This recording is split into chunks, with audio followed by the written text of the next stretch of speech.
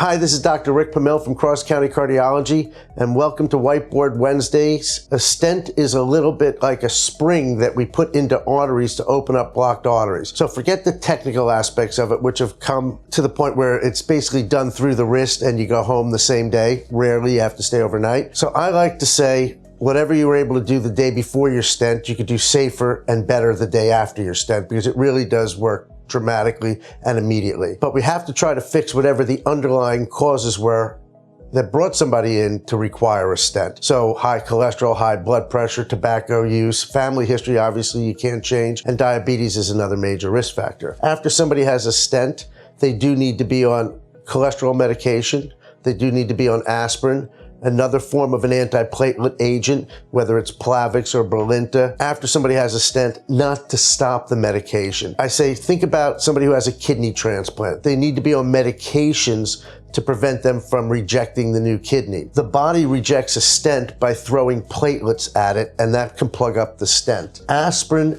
and the antiplatelet agents prevent the platelets from sticking to the stent. So we don't like to stop the medication for 1 year after putting in a stent, but obviously if somebody has, let's say, a tumor in their colon, or they have to have a major operation, if absolutely required, stop the blood thinners, but not for routine things like dental cleaning, dental extractions and all, because you don't want to risk closing off your stent. So in summary, a stent is a little device that looks like a spring that you would take out of a pen to keep an artery open.